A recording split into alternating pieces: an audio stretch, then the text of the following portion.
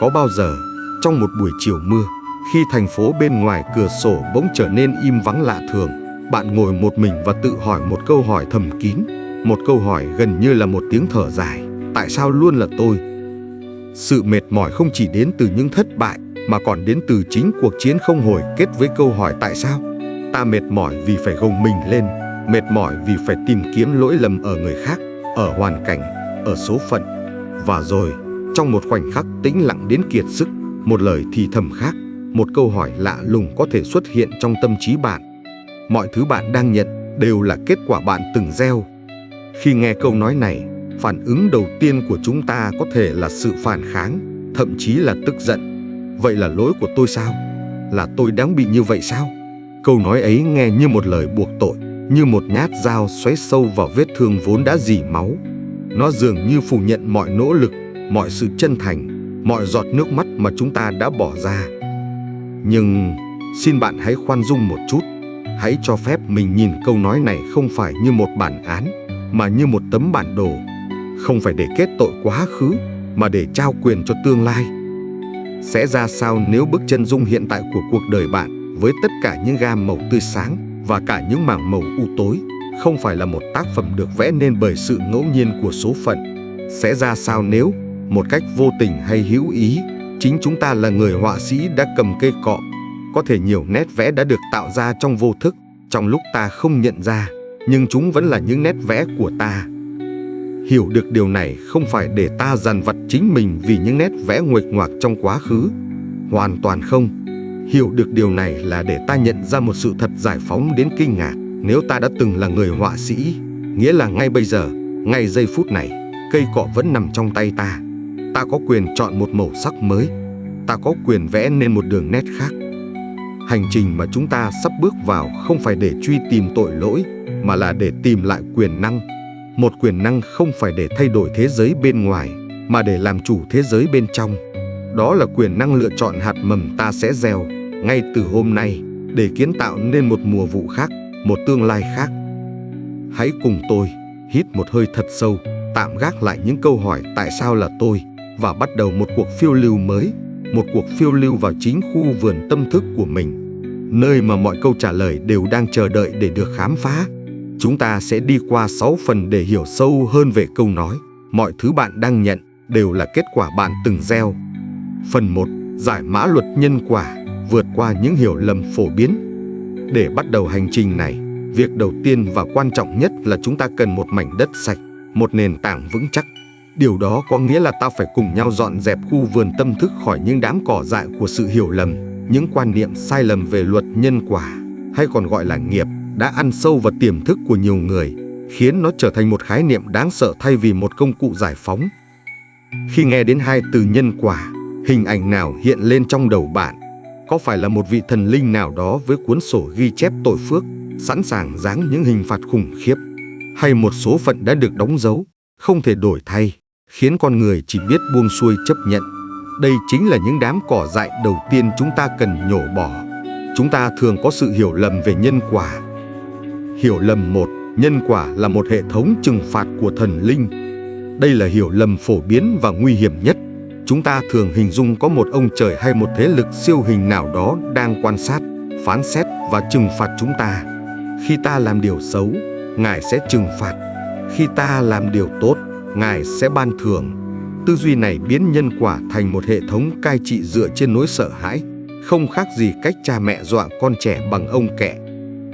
Sự thật là nhân quả là một định luật tự nhiên, khách quan và vô cảm, giống hệt như luật hấp dẫn.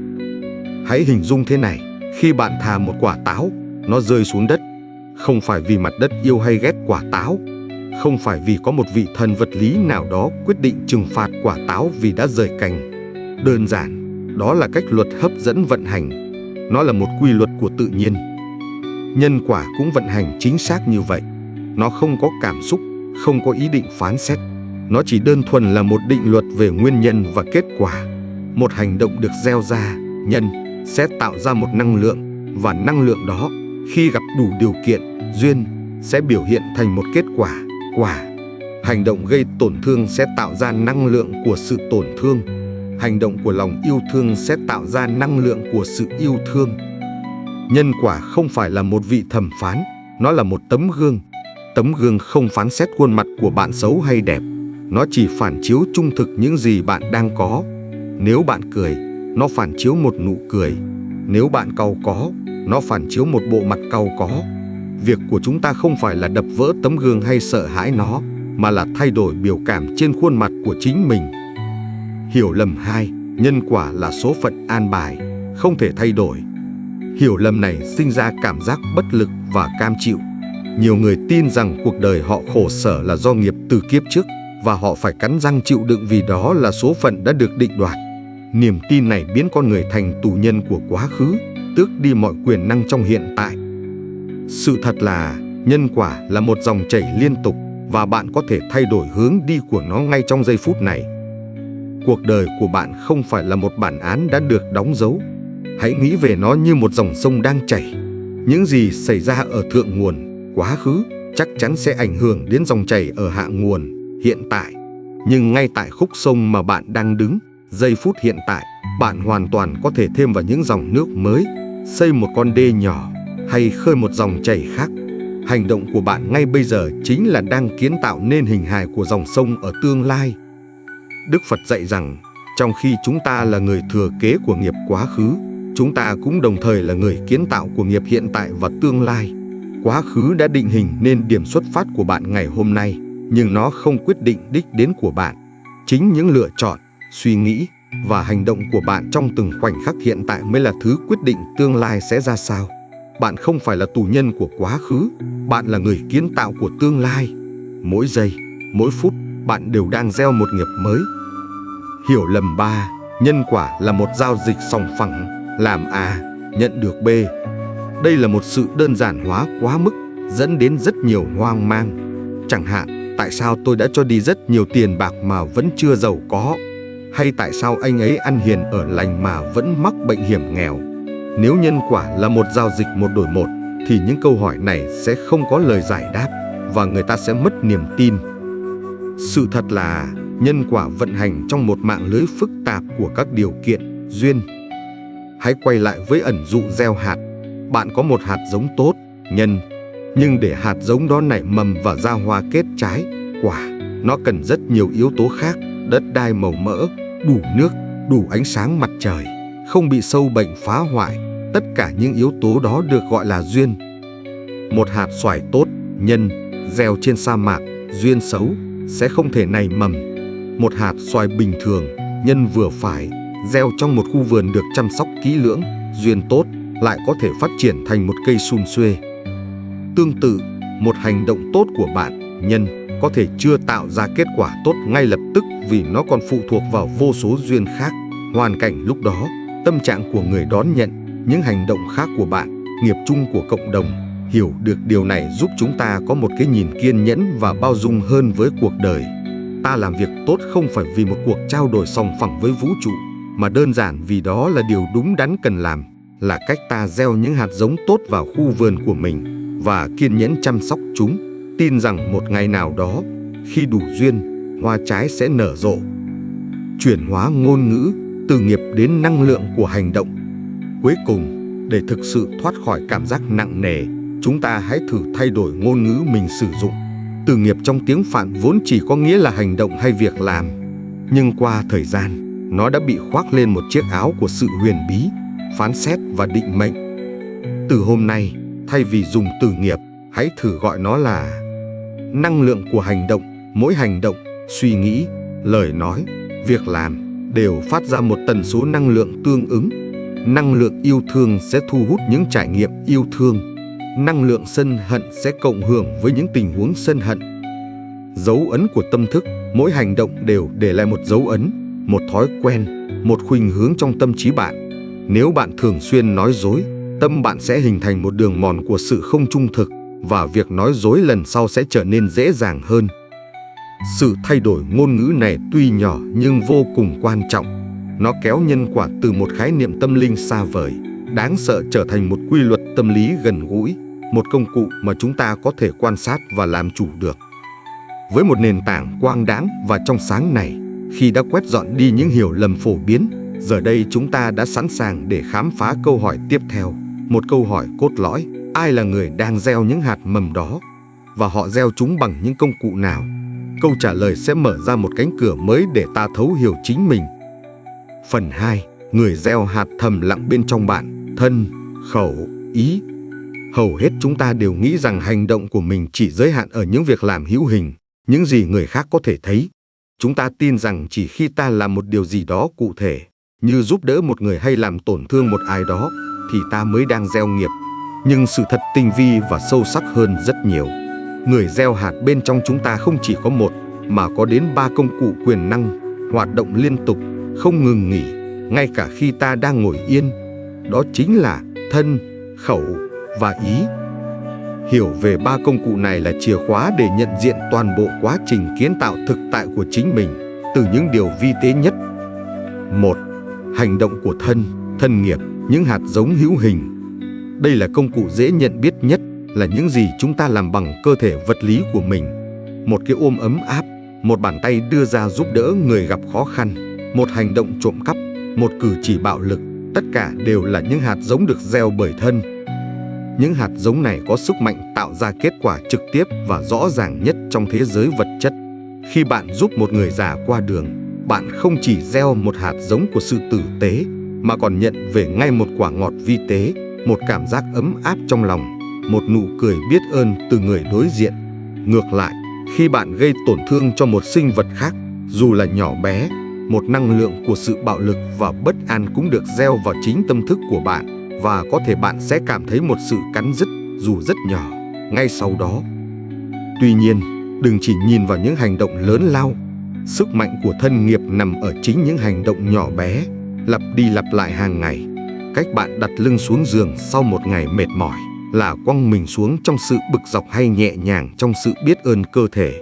Cách bạn cầm một tách trà, là vội vàng uống cho xong hay trân trọng từng hơi ấm. Cách bạn đối xử với những đồ vật xung quanh mình. Những hành động nhỏ này, lặp lại ngày qua ngày, sẽ tạo thành một thói quen năng lượng xung quanh bạn. Một người luôn có những cử chỉ nhẹ nhàng, từ tốn sẽ tạo ra một trường năng lượng bình an cho chính mình và những người xung quanh. Một người luôn vội vã, hấp tấp, mạnh bạo sẽ sống trong một trường năng lượng của sự căng thẳng và hỗn loạn. Mọi thứ đều bắt đầu từ những hạt giống nhỏ nhất được gieo bởi cơ thể. Câu chuyện về sự tỉnh thức trong từng hành động. Có một câu chuyện thiền kể về một vị sư trẻ hỏi thiền sư của mình: thưa thầy, giác ngộ là gì? Vị thiền sư đáp: khi đói thì ăn, khi mệt thì ngủ. Vị sư trẻ ngạc nhiên: nhưng thưa thầy, ai cũng làm như vậy mà. Thiền sư mỉm cười: khác chứ.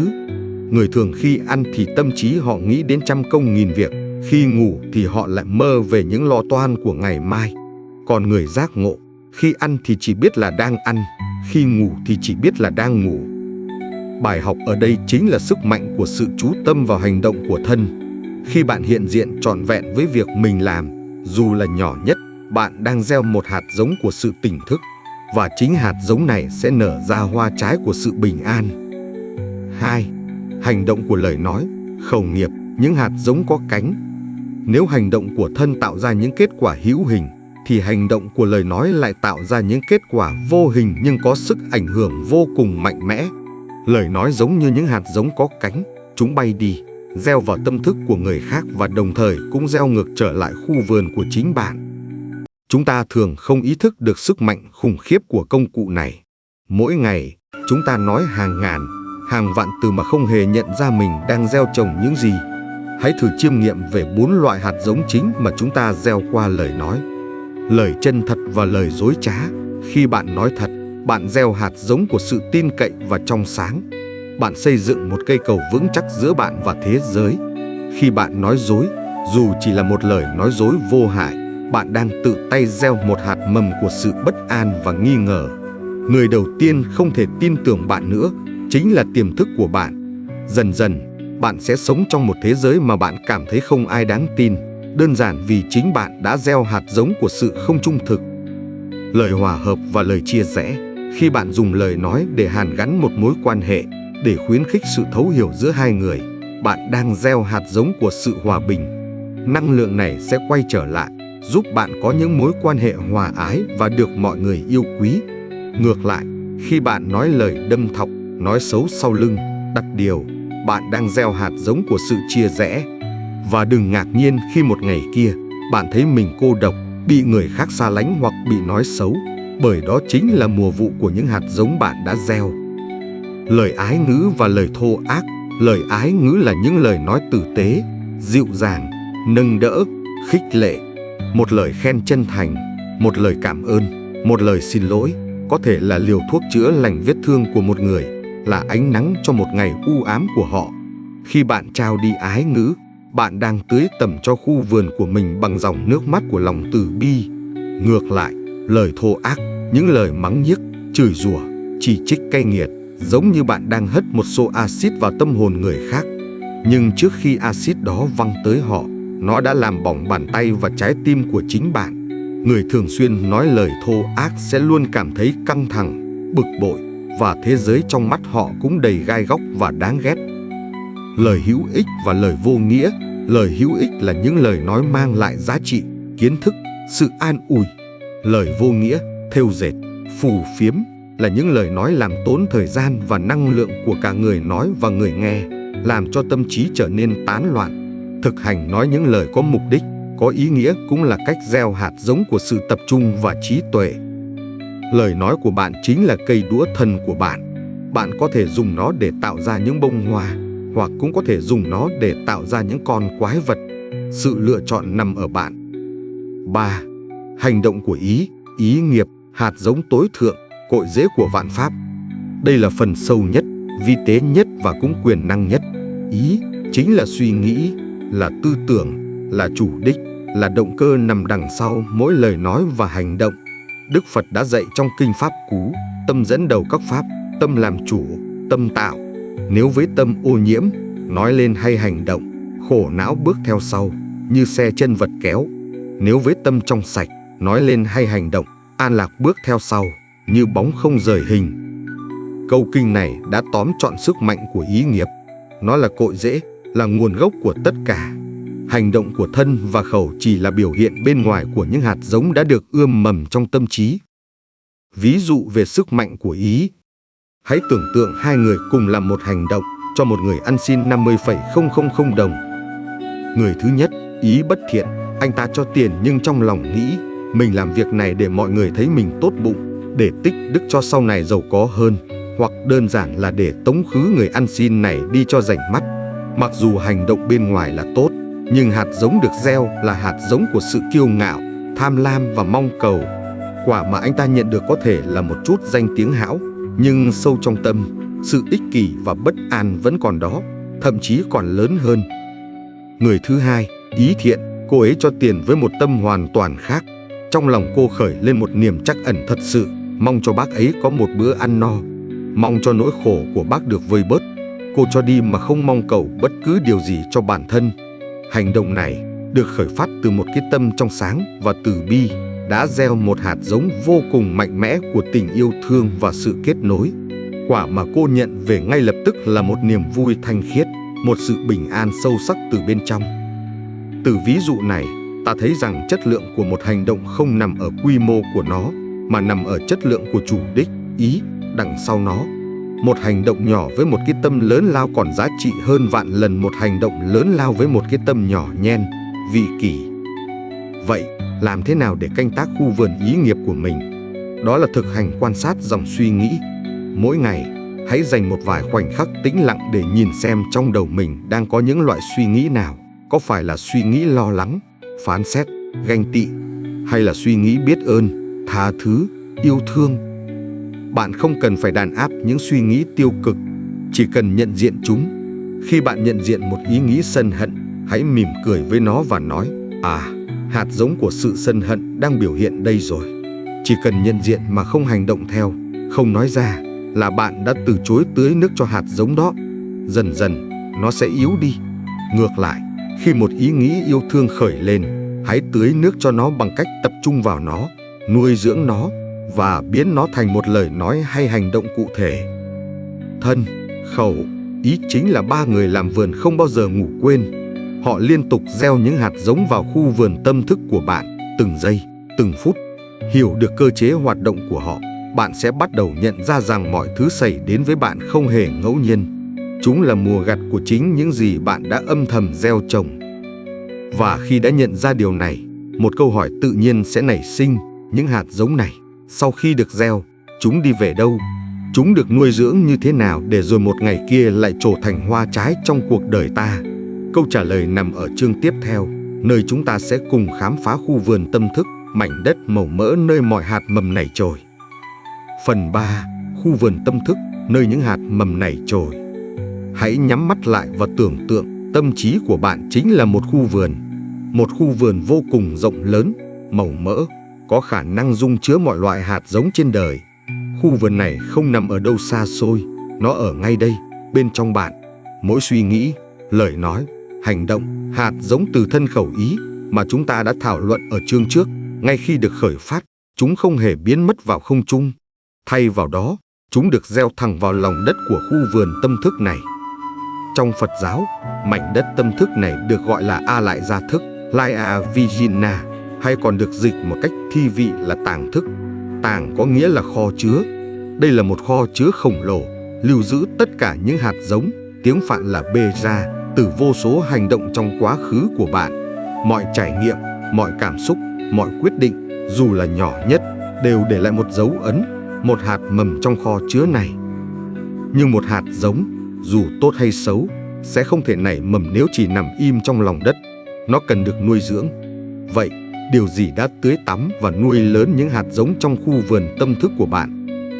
Nước tưới là cảm xúc, ánh sáng là sự chú ý. Đây chính là cơ chế vận hành kỳ diệu của khu vườn. Cảm xúc, thọ, chính là nước tưới. Khi một sự việc xảy ra, cảm xúc của bạn, vui, buồn, giận, ghét, yêu, sợ, chính là dòng nước tưới lên những hạt giống tương ứng.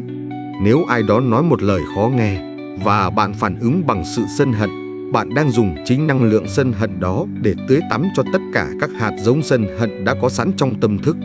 Kết quả là chúng sẽ ngày càng lớn mạnh, bộ rễ ăn sâu hơn, và lần sau, chỉ cần một kích thích nhỏ hơn, cơn giận của bạn cũng sẽ bùng phát dữ dội. Ngược lại, khi bạn trải qua một khoảnh khắc bình yên và bạn thực sự thưởng thức nó với lòng biết ơn, bạn đang tưới dòng nước mát lành cho các hạt giống bình an, biết ơn, khiến chúng sinh sôi nảy nở. Sự chú ý, tác ý, chính là ánh sáng mặt trời. Hạt giống nào được sự chú ý của bạn chiếu rọi vào, hạt giống đó sẽ có năng lượng để vươn lên. Nếu bạn dành cả ngày để lặp đi lặp lại trong đầu những lời chỉ trích của người khác, bạn đang chiếu toàn bộ ánh sáng tâm trí của mình vào hạt giống tổn thương, tự ti. Bạn đang nuôi nó lớn. Nếu bạn dành thời gian để nghĩ về những điều tốt đẹp người khác đã làm cho mình, bạn đang chiếu ánh sáng vào hạt giống biết ơn và hạnh phúc. Bây giờ, bạn đã hiểu tại sao hai người cùng trải qua một sự kiện, ví dụ bị sếp la mắng, lại có thể có hai kết quả cuộc đời hoàn toàn khác nhau. Người A, sau khi bị mắng, anh ta dành cả tuần để chìm đắm trong cảm giác tức giận, ấm ức, tưới nước sân hận và liên tục nghĩ về nó, chiếu ánh sáng chú ý. Anh ta đang ra sức nuôi dưỡng cái cây oán giận. Chẳng mấy chốc, cái cây này sẽ ra hoa trái đắng. Anh ta trở nên cáu kỉnh với gia đình, làm việc kém hiệu quả, và nhìn đâu cũng thấy thế giới thật bất công. Người B cũng bị mắng. Anh ta cho phép mình có cảm giác khó chịu ban đầu, nhưng sau đó, anh ta chọn không nhai đi nhai lại chuyện đó. Anh ta chuyển sự chú ý của mình vào việc tìm giải pháp, hoặc đơn giản là đi dạo, nghe một bản nhạc để tìm lại sự bình an, chuyển hướng ánh sáng.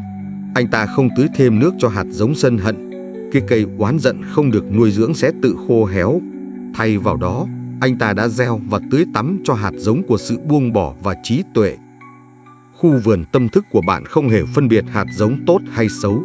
Nó là một mảnh đất trung tính. Bạn gieo gì, tưới gì, chiếu sáng vào đâu, nó sẽ cho ra thứ đó.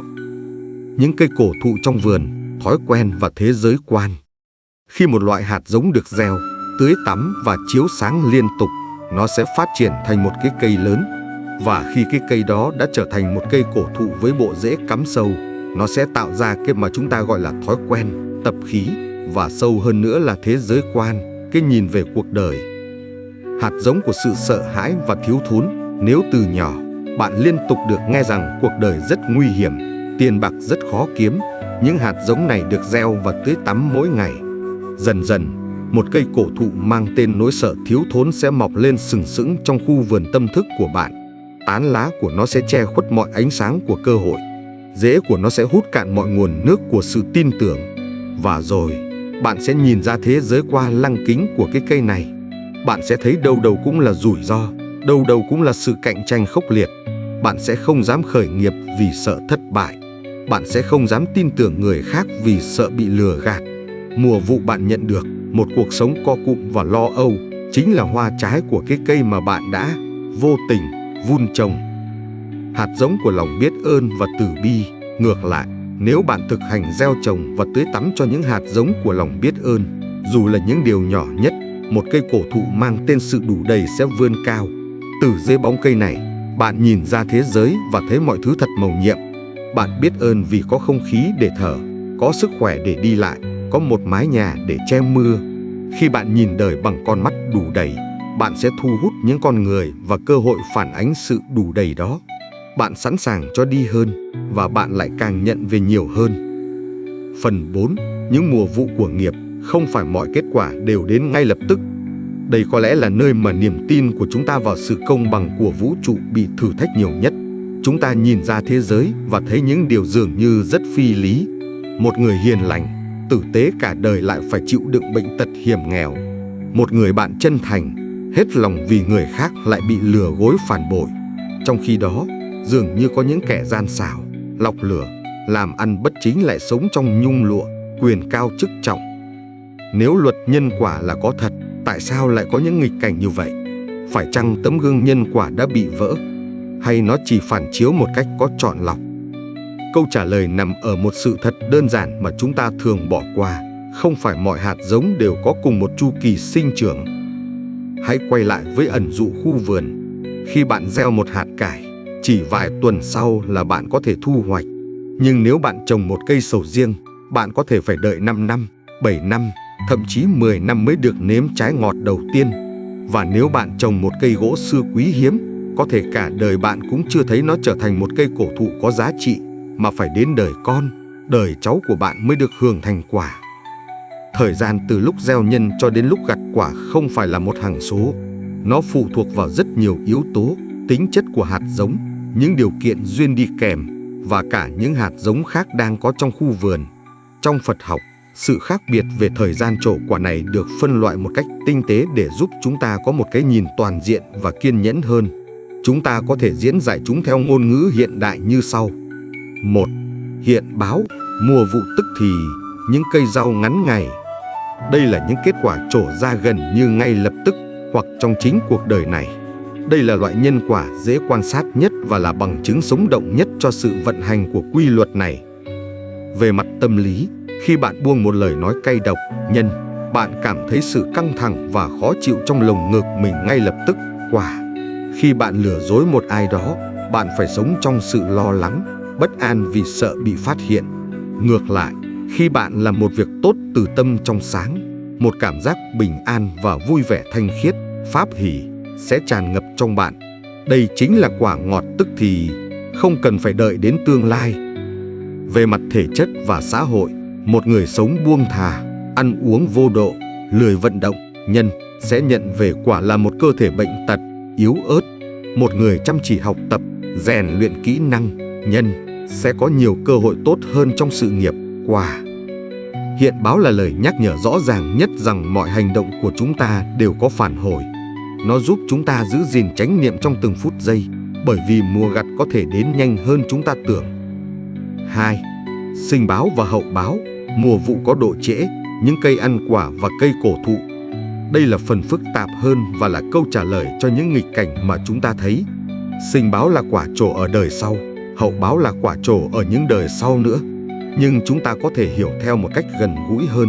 Đây là những kết quả có độ trễ, được hình thành từ những hành động có sức ảnh hưởng sâu sắc và lâu dài. Giải thích cho người tốt gặp chuyện xấu, người hiền lành đang chịu khổ sở vì bệnh tật có thể là họ đang gặt mùa vụ từ những hạt giống không tốt về sức khỏe mà họ đã vô tình hoặc hữu ý gieo trong quá khứ xa xôi, có thể là thói quen sinh hoạt xấu từ thời trẻ, hoặc theo quan điểm luân hồi là từ những đời trước. Tuy nhiên, những hạt giống hiền lành, tử tế mà họ đang gieo trong hiện tại không hề mất đi, Chúng đang âm thầm nảy mầm và sẽ trở thành một cây cổ thụ của sự bình an, của những mối duyên lành trong tương lai. Có thể quả ngọt không phải là sự trường thọ về thể xác, mà là một sự ra đi thanh thản, được mọi người thương tiếc, hoặc một sự tái sinh vào một hoàn cảnh tốt đẹp hơn. Giải thích cho kẻ xấu sống sung sướng, kẻ gian xảo đang sống trong nhung lụa có thể là do họ đang hưởng mùa vụ từ những hạt giống tốt về tài lộc, phước báu mà họ đã gieo trong quá khứ. Họ giống như một người nông dân có một kho lúa đầy ắp từ vụ mùa trước, nên bây giờ họ có thể tạm thời không cần làm gì mà vẫn có ăn. Tuy nhiên, những hành động gian xảo, tổn hại người khác mà họ đang làm trong hiện tại chính là đang gieo những hạt giống độc, những cây gai. Kho lúa phước báu của họ rồi sẽ ăn hết, và đến một lúc nào đó, khi đủ duyên, khu vườn của họ sẽ chỉ còn lại toàn cỏ dại và gai nhọn. Mùa vụ của sự cô độc, bất an, bị phản bội và đau khổ chắc chắn sẽ đến. Hiểu được điều này giúp chúng ta có một tầm nhìn vượt ra ngoài hiện tại. Đừng vội phán xét một cuộc đời chỉ qua một vài chương sách. Một câu chuyện chỉ thực sự trọn vẹn khi nó kết thúc. Lòng tốt không bao giờ là vô ích và hành động xấu xa không bao giờ không để lại dấu vết. Sự kiên nhẫn và niềm tin vào quy luật này chính là trí tuệ. 3. Cộng nghiệp, mùa vụ của cả cánh đồng. Tại sao chúng ta lại sinh ra trong cùng một đất nước, cùng một thời đại, cùng một gia đình? Tại sao chúng ta lại cùng nhau trải qua một trận đại dịch, một cuộc khủng hoảng kinh tế hay cùng nhau hưởng một thời kỳ hòa bình, thịnh vượng? Đó là vì bên cạnh biệt nghiệp, nghiệp riêng của mỗi cá nhân, còn có cộng nghiệp, nghiệp chung của cả một cộng đồng. Hãy tưởng tượng mỗi người chúng ta là một người nông dân sở hữu một mảnh vườn nhỏ, nhưng tất cả những mảnh vườn này lại nằm chung trên một cánh đồng lớn. Nếu mỗi người đều chăm sóc tốt cho mảnh vườn của mình, không dùng thuốc trừ sâu độc hại, giữ gìn nguồn nước, thì cả cánh đồng sẽ trở nên xanh tốt, trong lành. Mọi người sẽ cùng được hưởng một mùa vụ chung tốt đẹp. Ngược lại, nếu nhiều người trong cánh đồng đó vứt rác bừa bãi, sử dụng hóa chất độc hại, thì nguồn nước, không khí của cả cánh đồng sẽ bị ô nhiễm. Ngay cả những người chăm sóc tốt cho mảnh vườn của mình cũng sẽ bị ảnh hưởng bởi mùa vụ chung tồi tệ đó. Vấn đề môi trường là một ví dụ điển hình nhất về cộng nghiệp. Hành động xả rác của một người có thể là nhỏ, nhưng hành động đó của hàng triệu người đã tạo ra một quả chung là biến đổi khí hậu, ô nhiễm nguồn nước, thiên tai mà tất cả chúng ta đều phải gánh chịu. Tương tự, một cuộc chiến tranh, một nền văn hóa, một hệ thống chính trị đều là những quả được tạo ra từ nhân chung của rất nhiều người. Hiểu về cộng nghiệp giúp chúng ta nhận ra hai điều. Trách nhiệm cộng đồng, hành động của tôi không chỉ ảnh hưởng đến tôi, nó là một giọt nước đổ vào dòng sông chung. Tôi có trách nhiệm góp phần tạo ra một mùa vụ chung tốt đẹp hơn cho tất cả mọi người. Lòng bao dung, khi đối mặt với những hoàn cảnh khó khăn chung, thay vì chỉ đổ lỗi, ta hiểu rằng đây là một phần kết quả mà tất cả chúng ta đã cùng nhau tạo ra. Từ đó, ta có động lực để cùng nhau kiến tạo một nhân mới, một tương lai chung tốt đẹp hơn. Vậy là chúng ta đã có một cái nhìn toàn cảnh về các mùa vụ của nghiệp. Nó không đơn giản, không tức thì, mà vận hành theo những quy luật riêng, đòi hỏi ở chúng ta một tầm nhìn sâu và rộng, cùng với lòng kiên nhẫn. Sự hiểu biết này là nền tảng vững chắc để chúng ta không còn hoang mang, dao động trước những nghịch cảnh của cuộc đời.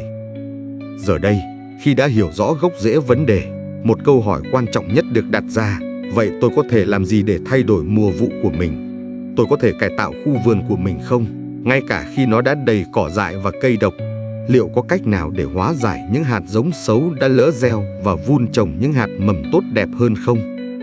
Câu trả lời là hoàn toàn có thể.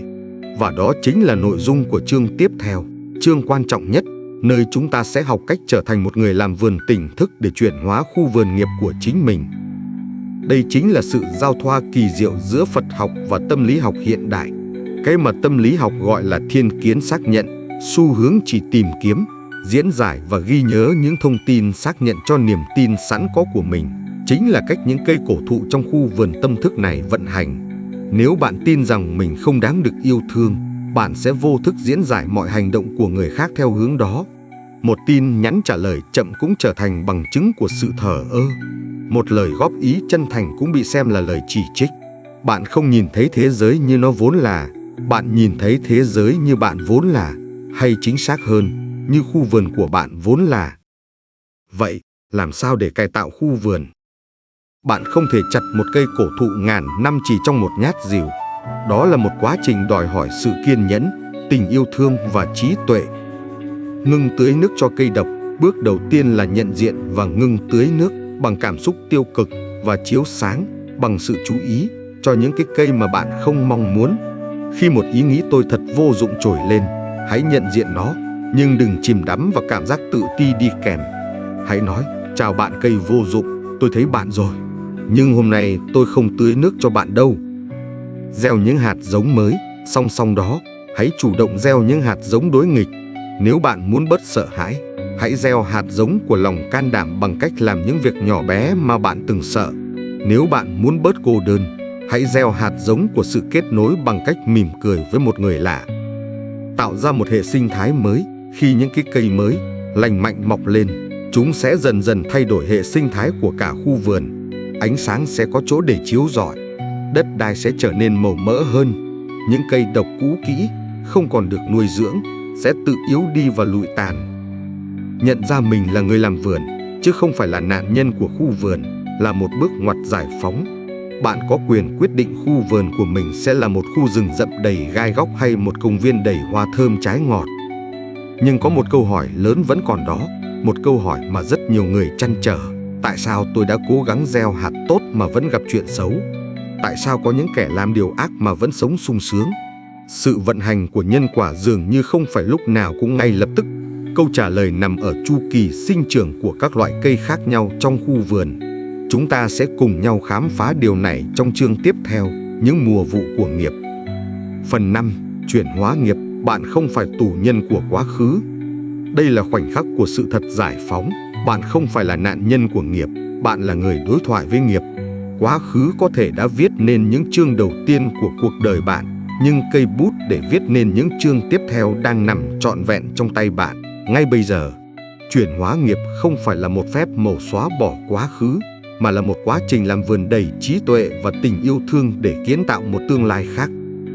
Nó không đòi hỏi những nghi lễ phức tạp hay những hành động phi thường. Nó đòi hỏi sự dũng cảm để đối mặt, sự kiên trì để thực hành và lòng từ bi để ôm lấy chính mình. Dưới đây là lộ trình 4 bước của một người làm vườn tỉnh thức, một lộ trình có thể thay đổi hoàn toàn mùa vụ trong khu vườn của bạn. Bước 1. Chấp nhận mùa vụ hiện tại, sự dũng cảm của việc nhìn thẳng. Đây là bước khó khăn nhất, nhưng cũng là bước nền tảng không thể thiếu. Trước khi có thể cải tạo một khu vườn, người làm vườn phải đi một vòng quanh, nhìn thẳng vào thực trạng của nó. Chỗ nào là cỏ dại, chỗ nào đất khô cằn, chỗ nào có cây đang úa tàn.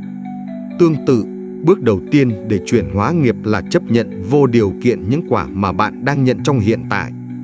Nếu bạn đang gặp khó khăn về tài chính, hãy thừa nhận, không phán xét, không oán trách. Đây là thực tại tài chính của tôi lúc này. Nếu bạn đang ở trong một mối quan hệ đau khổ, hãy nhìn vào nó và nói, đây là tình trạng mối quan hệ của tôi lúc này. Nếu bạn đang đối mặt với một vấn đề sức khỏe, hãy chấp nhận, đây là tình trạng sức khỏe của cơ thể tôi lúc này. Chấp nhận ở đây không có nghĩa là cam chịu hay bỏ cuộc. Đây là hai khái niệm hoàn toàn khác nhau. Cam chịu là thái độ bất lực, là tin rằng mình không thể làm gì khác. Còn chấp nhận là một hành động của sức mạnh.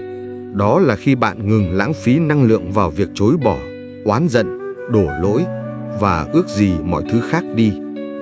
Khi bạn ngừng chiến đấu với thực tại, bạn mới có đủ năng lượng và sự sáng suốt để bắt đầu thay đổi nó. Giống như một người bị lạc trong rừng, việc đầu tiên là phải thừa nhận tôi đang bị lạc và xác định vị trí của mình trên bản đồ. Nếu cứ cố chấp tin rằng tôi không bị lạc, tôi biết đường, người đó sẽ chỉ càng lún sâu vào rừng rậm. Sự chấp nhận này là một hành động của lòng từ bi sâu sắc với chính mình. Bạn ngừng việc tự dằn vặt tại sao mình lại ra nông nỗi này. Bạn chỉ đơn giản nói với chính mình, được rồi, mọi chuyện đang là như vậy, và tôi ở đây với chính tôi. Chúng ta sẽ cùng nhau tìm cách. Bước 2. Nhổ cỏ dại tận gốc, thực hành sám hối hiện đại. Sau khi đã quan sát khu vườn, người làm vườn bắt đầu công việc nhổ cỏ. Trong hành trình chuyển hóa, đây là bước thanh lọc những hạt giống tiêu cực đã lỡ gieo. Trong truyền thống Phật giáo, đây được gọi là thực hành sám hối. Tuy nhiên, hãy cởi bỏ chiếc áo nặng nề của từ sám hối mà chúng ta thường liên tưởng đến sự tội lỗi và trừng phạt. Sám hối hiện đại, trong bối cảnh này, là một quá trình chữa lành gồm 4 sức mạnh, tứ lực. Sức mạnh của sự hối tiếc thông minh, không phải dằn vặt. Đây là khả năng nhìn lại một hành động không tốt trong quá khứ, một lời nói làm tổn thương, một việc làm ích kỷ và nhận ra tác hại của nó một cách sáng suốt. Bạn không tự đắm chìm trong cảm giác tôi là một người tồi tệ. Thay vào đó, bạn nhận ra hành động đó đã gây ra đau khổ cho người khác và cho chính tôi. Tôi hối tiếc vì đã làm điều đó. Đây là sự hối tiếc của trí tuệ, không phải của sự tự hủy hoại. Sức mạnh của sự nương tựa và phục hồi mối quan hệ. Sau khi nhận ra sai lầm, bạn tìm về một nơi nương tựa vững chắc. Đó có thể là niềm tin vào Phật, vào những giá trị tốt đẹp, hoặc đơn giản là vào phần người tốt bên trong chính bạn. Và nếu có thể, bạn hãy hành động để phục hồi mối quan hệ đã bị tổn thương. Một lời xin lỗi chân thành, một hành động bù đắp, chính là cách bạn trực tiếp nhổ cỏ. Nếu không thể làm điều đó với người kia, hãy thực hành trong tâm. Sức mạnh của lời quyết tâm chuyển hóa. Đây là lúc bạn phát một lời nguyện mạnh mẽ với chính mình. Tôi hiểu rằng hành động đó là bất thiện. Tôi quyết tâm từ nay sẽ không lặp lại hành động tương tự. Lời quyết tâm này giống như bạn xây một hàng rào quanh khu vực vừa nhổ cỏ để ngăn cỏ dại mọc lại. Sức mạnh của hành động đối trị. Đây là phần quan trọng nhất. Lời nói suông không đủ. Bạn phải chủ động gieo trồng những hạt giống đối nghịch ngay trên mảnh đất vừa được dọn dẹp. Nếu bạn đã từng nói lời chia rẽ, hãy tích cực nói lời hòa giải. Nếu bạn đã từng keo kiệt, hãy thực hành cho đi. Nếu bạn đã từng làm tổn thương ai đó, hãy tìm cách giúp đỡ một người khác. Hành động đối trị này giống như trồng hoa trên đám đất vừa nhổ cỏ. Nó không chỉ ngăn cỏ mọc lại mà còn làm đẹp cho cả khu vườn. Quá trình này không phải để bạn chìm đắm trong quá khứ, mà là để bạn rút ra bài học, chữa lành vết thương và giải phóng năng lượng bị kẹt lại, để bạn có thể tiến về phía trước một cách nhẹ nhàng hơn. Bước 3. Gieo trồng những hạt giống mới, chủ động kiến tạo tương lai. Đây là phần vui vẻ và sáng tạo nhất của người làm vườn. Khi đất đã được dọn quang, bạn có toàn quyền lựa chọn những hạt giống mới mà bạn muốn vun trồng. Bạn muốn có một mùa vụ của sự bình an, tình yêu thương hay trí tuệ. Hãy gieo những hạt giống tương ứng ngay từ hôm nay bằng những hành động cụ thể. Muốn gặt quả bình an, hãy gieo nhân thiền định và tĩnh lặng. Dành 5 đến 10 phút mỗi ngày để ngồi yên, quan sát hơi thở. Đó là hành động gieo hạt bình an mạnh mẽ nhất. Muốn gặt quả yêu thương và kết nối, hãy gieo nhân từ bi và lòng tốt. Hãy thực hành lắng nghe sâu, nói lời ái ngữ, mỉm cười với người phục vụ, gọi điện hỏi thăm cha mẹ. Muốn gặt quả trí tuệ, hãy gieo nhân học hỏi và chiêm nghiệm. Hãy đọc một cuốn sách hay, nghe một bài giảng sâu sắc và dành thời gian để suy ngẫm về những gì đã học được. Muốn gặt quả hào phóng và đủ đầy, hãy gieo nhân cho đi. Cho đi không chỉ là tiền bạc, cho đi thời gian, sự quan tâm, một lời khích lệ, một sự tha thứ. Khi bạn cho đi, bạn đang gửi một thông điệp đến vũ trụ và đến chính tiềm thức của bạn rằng tôi có đủ và tôi sẵn sàng chia sẻ. Hãy bắt đầu từ những việc nhỏ nhất. Đừng đợi có điều kiện hoàn hảo mới gieo hạt. Ngay cả một ý nghĩ thiện lành thoáng qua cũng là một hạt giống quý giá. Bước 4. Sức mạnh của chánh niệm, người canh giữ khu vườn. Bạn có thể đã dọn cỏ và gieo hạt mới, nhưng công việc của người làm vườn chưa kết thúc. Gió vẫn có thể thổi những hạt cỏ dại từ nơi khác đến. Những hạt giống cũ nằm sâu dưới lòng đất vẫn có thể trồi lên. Vì vậy, bạn cần một người bảo vệ, một người canh giữ khu vườn mẫn cán. Người bảo vệ đó chính là chánh niệm. Chánh niệm là khả năng biết rõ những gì đang xảy ra trong giây phút hiện tại mà không phán xét. Khi một ý nghĩ sân hận, hạt cỏ dại vừa trồi lên trong tâm, chánh niệm giúp bạn nhận ra nó ngay lập tức. Một ý nghĩ sân hận đây rồi. Khi bạn nhận ra nó, bạn có một khoảng rừng. Trong khoảng rừng quý giá đó, bạn có sự lựa chọn. Bạn có thể chọn tưới nước cho nó bằng cách chìm đắm vào câu chuyện tức giận, hoặc bạn có thể chọn mỉm cười với nó và để nó tự trôi đi. Chánh niệm chính là ngọn đèn pha của người làm vườn, soi sáng mọi ngóc ngách của khu vườn tâm thức. Nó giúp bạn thấy được một hạt cỏ dại ngay khi nó chỉ là một mầm non bé xíu, và việc nhổ nó lúc này thì vô cùng dễ dàng. Nếu không có chánh niệm, bạn sẽ để nó mọc thành một cây gai lớn, và việc xử lý nó sẽ khó khăn hơn rất nhiều. Thực hành chánh niệm trong mọi hoạt động hàng ngày, từ việc uống trà, đi bộ, đến việc lắng nghe, chính là bạn đang đi tuần tra khu vườn của mình, đảm bảo rằng chỉ có những hạt giống tốt đẹp nhất được phép nảy mầm và phát triển. Bằng việc thực hành 4 bước này một cách kiên trì, bạn không còn là một tù nhân thụ động của quá khứ. Bạn trở thành một người đồng sáng tạo thực tại của mình, một người làm vườn tỉnh thức, người đang biến khu vườn hoang dại của mình thành một miền đất của sự bình an, trí tuệ và yêu thương. Nhưng hành trình này sẽ còn trọn vẹn hơn nữa khi ta đặt nó trong một bối cảnh lớn hơn, khi ta thấy được mối liên hệ giữa khu vườn của mình và vũ trụ bao la. Đó là nội dung chúng ta sẽ khám phá trong chương cuối cùng. Phần 6. Khi nhân quả gặp gỡ vô thường và duyên khởi, bức tranh toàn cảnh. Nếu chỉ nhìn vào luật nhân quả một cách riêng lẻ, chúng ta có thể rơi vào một cái bẫy tinh vi, đó là sự cứng nhắc. Ta có thể bắt đầu tính toán, so đo, mình làm việc tốt A thì phải nhận được quả ngọt B. Ta có thể trở nên quá tập trung vào cái tôi và khu vườn của tôi, mà quên mất rằng khu vườn đó không hề tồn tại một cách biệt lập. Để có một cái nhìn toàn diện và giải thoát, chúng ta cần đặt luật nhân quả bên cạnh hai người bạn đồng hành, hai chân lý vĩ đại khác của vũ trụ quan Phật giáo, vô thường và duyên khởi. Giống như một chiếc kiềng ba chân lý này cùng nhau tạo nên một nền tảng vững chắc cho sự hiểu biết và một cuộc sống tỉnh thức. 1. Nhân quả và vô thường, dòng sông không ngừng chảy. Vô thường là chân lý về sự thay đổi. Mọi thứ, không có ngoại lệ, đều ở trong một trạng thái biến đổi không ngừng. Mọi pháp hữu vi, những thứ được tạo tác, có điều kiện, đều có 3 giai đoạn: sinh, trụ, diệt.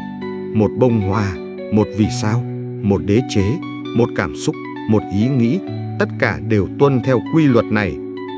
Khi đặt nhân quả dưới ánh sáng của vô thường, chúng ta nhận ra những sự thật giải phóng.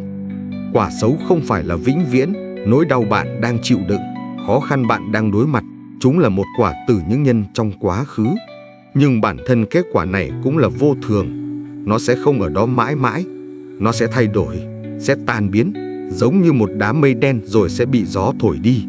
Hiểu được điều này giúp bạn không bị tuyệt vọng nhấn chìm. Thay vì nói cuộc đời tôi là một bi kịch, bạn sẽ nói tôi đang trải qua một chương buồn trong cuộc đời mình. Sự thay đổi trong ngôn ngữ này mang lại rất nhiều hy vọng. Quả tốt cũng không phải là vĩnh viễn. Hạnh phúc, thành công, sức khỏe mà bạn đang có cũng là vô thường. Chúng là kết quả của những hạt giống tốt bạn đã gieo. Nhưng nếu bạn không tiếp tục gieo trồng và chăm sóc, kho phước báu đó rồi cũng sẽ cạn. Hiểu được điều này giúp bạn không trở nên kiêu ngạo, tự mãn và bám víu vào những gì mình đang có. Bạn sẽ biết trân quý hạnh phúc trong hiện tại, đồng thời vẫn tiếp tục khiêm tốn gieo trồng những hạt giống thiện lành cho tương lai. Câu chuyện về chiếc nhẫn của nhà vua. Có một vị vua yêu cầu người thợ kim hoàn làm cho mình một chiếc nhẫn với một thông điệp có thể giúp ông giữ được sự bình tĩnh trong cả lúc huy hoàng nhất lẫn khi khốn cùng nhất. Người thợ kim hoàn đã khắc lên chiếc nhẫn dòng chữ: điều này rồi cũng sẽ qua. Khi chiến thắng trở về, nhìn vào dòng chữ, nhà vua không quá kiêu ngạo. Khi đối mặt với thất bại, nhìn vào dòng chữ, nhà vua không quá bi lụy. Đó chính là trí tuệ của việc sống thuận theo vô thường. Cuộc đời là một dòng sông, nhân quả là những con sóng do chính ta tạo ra, nhưng không có con sóng nào tồn tại mãi mãi. Hãy học cách lướt trên những con sóng của cuộc đời với một tâm thế bình thản. 2. Nhân quả và duyên khởi. Duyên khởi là một trong những giáo lý thâm sâu và đẹp đẽ nhất của đạo Phật. Nó nói rằng không có một sự vật, hiện tượng nào có thể tự nó tồn tại một cách độc lập. Mọi thứ đều nương vào nhau mà có mặt. Một bông hoa có mặt là nhờ có hạt giống, đất, nước, không khí, ánh sáng mặt trời. Thiếu một trong những yếu tố đó, bông hoa không thể tồn tại. Sự tồn tại của nó là sự tồn tại duyên sinh, liên tức. Khi đặt nhân quả trong lòng của duyên khởi, cái nhìn của chúng ta được mở rộng từ cá nhân sang toàn thể. Hành động của tôi không chỉ là của riêng tôi. Trước đây, ta nghĩ, tôi gieo nhân, tôi gặt quả. Bây giờ, ta hiểu sâu hơn. Khi tôi gieo một nhân, tôi đang góp một yếu tố vào mạng lưới duyên khởi chằng chịt của vũ trụ. Một lời nói tử tế của bạn, nhân, không chỉ mang lại quả bình an cho bạn. Nó có thể là một duyên lành giúp người nghe có một ngày tốt đẹp hơn. Người đó về nhà, lại đối xử tốt với gia đình họ. Lòng tốt đó lại lan tỏa ra. Hành động của bạn, dù nhỏ bé, cũng đang tạo ra những gợn sóng lan tỏa vô tận trong tấm lưới của sự sống. Điều này mang lại một ý nghĩa và một trách nhiệm lớn lao cho mỗi hành động của chúng ta. Kết quả tôi nhận không chỉ đến từ riêng tôi, tương tự, quả mà bạn đang nhận không chỉ đến từ nhân của riêng bạn. Nó còn được hình thành bởi vô số duyên từ bên ngoài, từ gia đình, xã hội, môi trường, từ hành động của những người khác. Đây chính là sự liên kết giữa biệt nghiệp và cộng nghiệp mà chúng ta đã nói ở chương 4. Hiểu được điều này giúp ta phát triển lòng từ bi và sự thấu cảm. Ta hiểu rằng người đang làm ta đau khổ, bản thân họ cũng là một quả của vô số nhân duyên đau khổ khác. Họ không phải là một cái ác độc lập, mà là một biểu hiện của nỗi khổ. Thay vì chỉ căm ghét, ta có thể khởi lên lòng thương xót. Trong kinh điển Phật giáo có một hình ảnh ẩn dụ tuyệt đẹp về tấm lưới của trời Đế Thích. Tấm lưới này được treo trong cung điện của Ngài. Nó trải dài vô tận theo mọi hướng. Tại mỗi nút giao của tấm lưới là một viên ngọc sáng lấp lánh. Điều kỳ diệu là nếu bạn nhìn vào bất kỳ một viên ngọc nào, bạn sẽ thấy hình ảnh phản chiếu của tất cả các viên ngọc khác trong tấm lưới. Mỗi viên ngọc chứa đựng toàn bộ tấm lưới, và toàn bộ tấm lưới cũng có mặt trong mỗi viên ngọc. Chúng ta và mọi sự vật, hiện tượng trong vũ trụ cũng giống như những viên ngọc trên tấm lưới Indra. Bạn và tôi, chúng ta và cái cây ngoài cửa sổ, chúng ta và những vì sao trên trời, tất cả đều liên kết, nương tựa và phản chiếu lẫn nhau. Hành động của bạn ảnh hưởng đến tôi, hành động của tôi ảnh hưởng đến bạn. Không có một cái tôi riêng lẻ, tách biệt. Khi thấu hiểu được nhân quả trong lòng của vô thường và duyên khởi, tâm trí ta được giải phóng khỏi sự kẹt dính vào cái tôi và những kết quả của tôi. Ta làm việc tốt không phải chỉ để mong cầu một quả ngọt cho riêng mình, mà vì ta hiểu rằng hành động đó đang góp phần làm cho cả tấm lưới Indra trở nên sáng đẹp hơn. Ta chấp nhận quả xấu không phải với tâm thế cam chịu, mà với sự hiểu biết rằng nó cũng vô thường, và nó là một phần của dòng chảy duyên khởi phức tạp mà ta có thể góp phần chuyển hóa. Sự hiểu biết này đưa ta từ một người làm vườn chỉ chăm chăm vào mảnh vườn nhỏ của mình, trở thành một người làm vườn có ý thức về cả hệ sinh thái rộng lớn mà mình là một phần trong đó. Và đó chính là bước chuyển mình từ một cuộc sống vị kỷ sang một cuộc sống vị tha, từ sự tìm cầu hạnh phúc cá nhân sang sự kiến tạo hạnh phúc chung. Giờ đây, khi đã có trong tay bức tranh toàn cảnh, chúng ta đã sẵn sàng để bước vào phần cuối cùng của hành trình.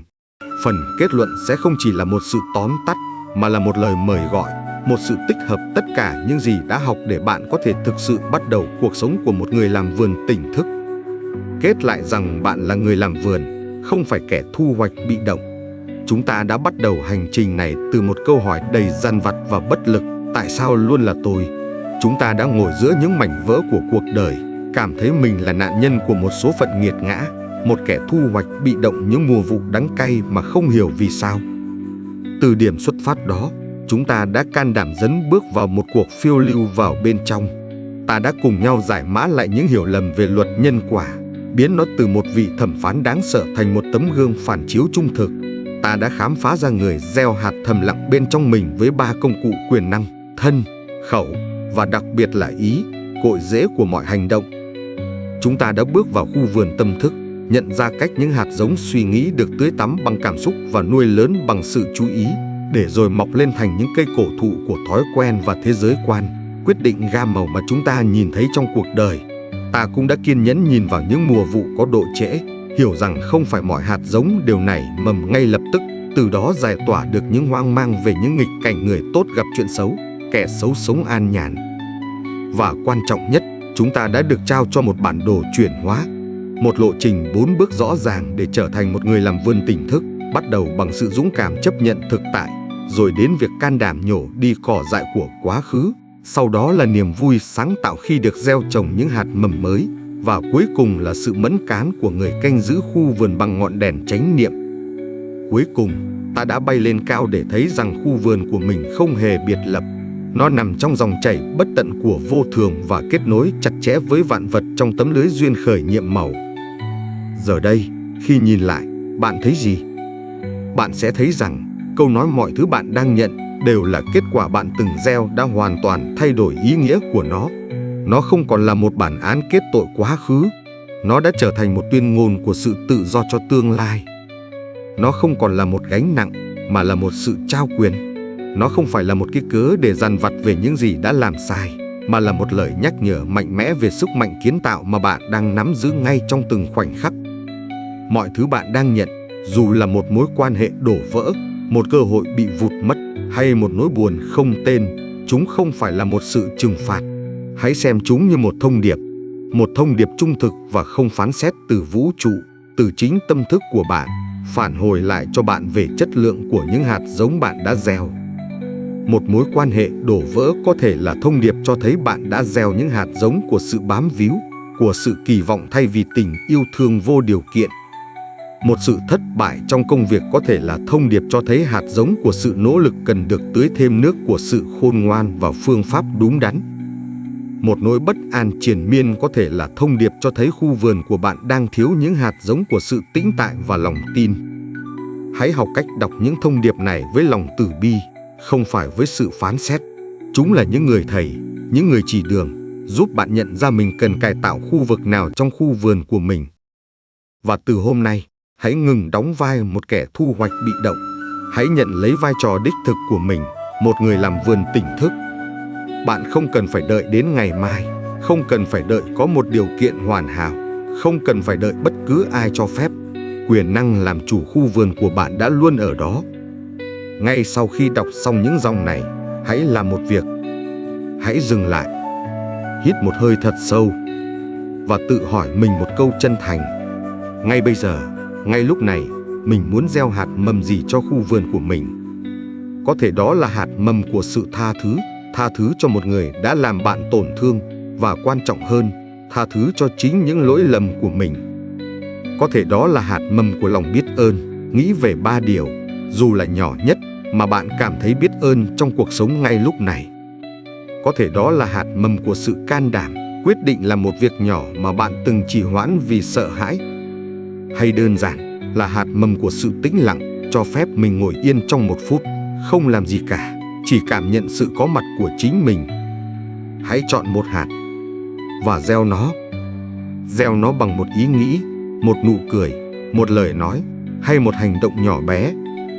Bởi vì khu vườn tương lai của bạn, với tất cả những mùa quả ngọt, những đóa hoa thơm và bóng cây râm mát, không bắt đầu từ đâu xa xôi.